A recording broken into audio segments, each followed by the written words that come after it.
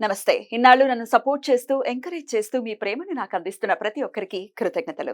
అలాగే ఈ వీడియో కూడా ఖచ్చితంగా మీకు ఉపయోగపడుతుంది. లైక్, షేర్ అండ్ సబ్స్క్రైబ్ చేసి మీ సపోర్ట్‌ని నాకు అందించండి. అలాగే ఈ వీడియో పట్ల మీకున్న అభిప్రాయాన్ని కామెంట్ సెక్షన్‌లో కామెంట్ చేసి తెలియజేయండి. ఇప్పుడు వీడియోని చూద్దాం.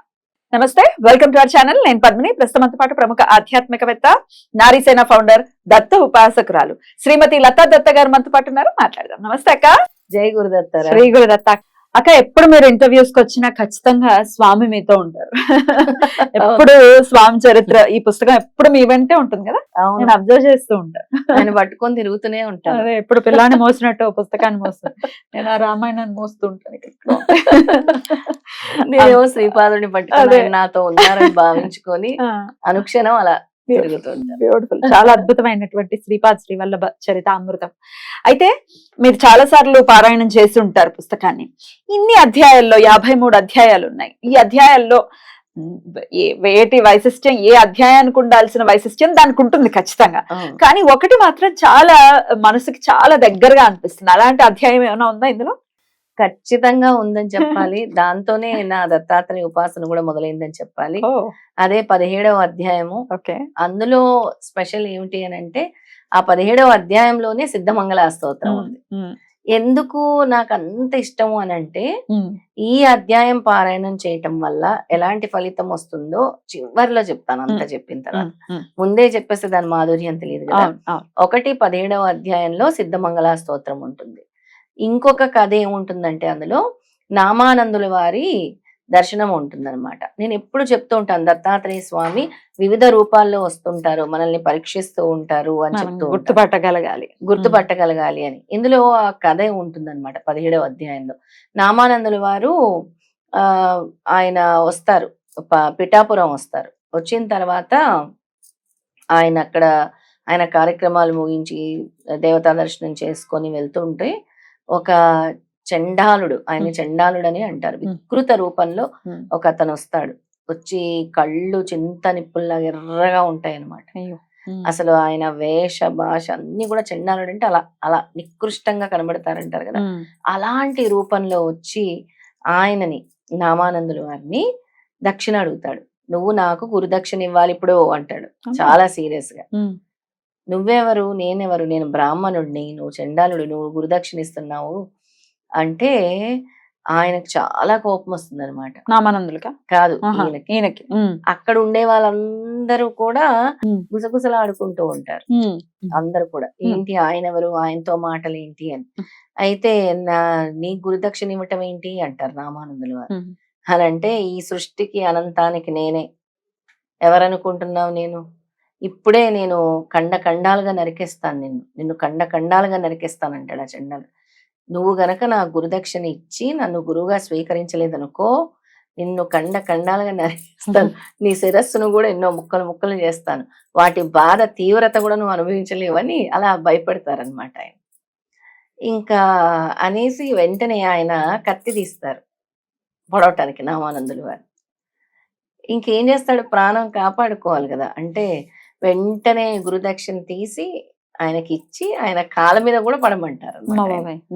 నాకు సాష్టాంగ నమస్కారం కూడా చెయ్యాను. ఇంకా వెంటనే ఆలోచించకుండా భయపడిపోయి, ఆయన బెదిరించేశాడు కదా, దక్షిణ తీసి ఇచ్చేసి కాళ్ళ మీద పడి, ఇక మీరే నా గురువు, నేను మిమ్మల్నే గురువుగా స్వీకరిస్తున్నాను అని. అంత క్రితము ఈయన పేరు సాయిమాచార్యులు అని ఉంటుంది. అసలు నా పేరు నామానందులు కాదు, నా పేరు సాయిమాచార్యులు, మా నాన్నగారి పేరు ఇదని చెప్తాడు. నేను నీకు ఇస్తున్నాను నామానందులు, ఇక నుంచి నీ పేరు, ఇక నుంచి నీకు నామానందులు అనే నామకరణ నేను చేస్తున్నాను అని చెప్తాడు అనమాట. ఆ చండాలుడు వేషధారి అయిన స్వామి, సాక్షాత్ ఆయన ఎవరో కాదు, స్వామి. కానీ ఈయనకి చండాలుడిలాగా ముందు కనబడతాడు. స్వామి వివిధ రూపాల్లో వస్తారంటానికి ఇది ఒక పెద్ద నిదర్శనం పద్మిని. ఇంకా ఆ గురువు దక్షిణ ఇచ్చి సాష్టాంగ నమస్కారం చేయగానే అప్పుడు ఆయనకు అర్థమవుతుంది, స్వామి నన్ను పరీక్షించడానికి ఈ రూపంలో వచ్చారు, అందుకే నన్ను గురుదక్షిణ అడుగుతున్నారు అని. ఆ తర్వాత ఆయన వెళ్ళిపోతాడు. ఈయనకి ఇంకా బాగా పీఠికాపురంలో మొత్తం అన్నం కోసం పరితపిస్తూ ఉంటారు నామానందుల వారు. పరితపించి వెళ్తూ ఉంటారు. వెళ్తూ ఉంటే అందరూ మాట్లాడుకుంటూ ఉంటారు. ఈయన గురువుగా స్వీకరించాడు. వాళ్ళందరూ కూడా శ్రీపాదుల వారిని ముందు నుంచి కూడా గుర్తించలేదు కదా పిఠాపురం వాస్తవ్యులు. గురు నింద, దైవ నింద చేశారు. అలాంటి వాళ్ళే ఎక్కువ.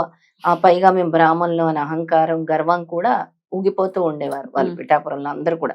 ఒక వర్గం, అలాంటి వర్గం ఉండేదన్నమాట. ఆ శ్రీపాదుల వారికి బాగా తెలుసు. అయితే ఈయన అలాగా ఆహారం కోసం వెళ్తూ ఉంటే కరెక్ట్ గా శ్రీపాదుల వారి ద్వారం దగ్గరికి వెళ్ళారు.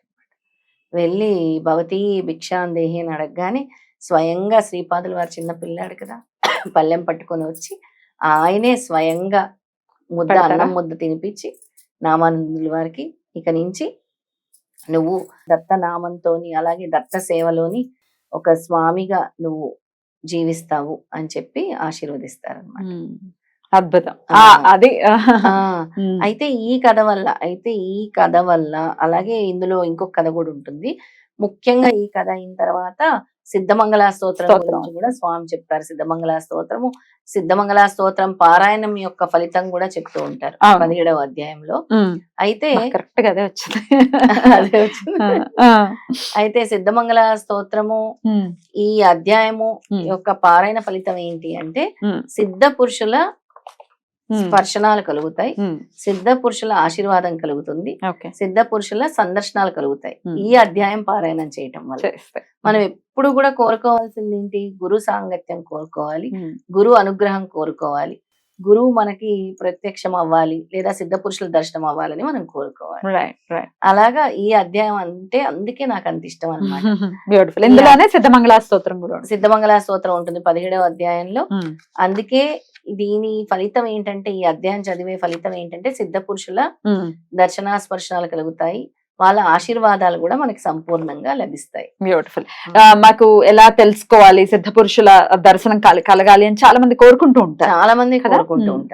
మాకు సిద్ధ పురుషులు కలవాలి, వాళ్ళ ఆశీర్వాదాలు కలగాలి, అలాగే మాకు వాళ్ళ స్పర్శ తగిలినా కూడా చాలు. ఎందుకు అంటే సిద్ధ పురుషుల స్పర్శ తగిలినా కూడా మన కర్మ అనేది పటాపంచలవుతుంది.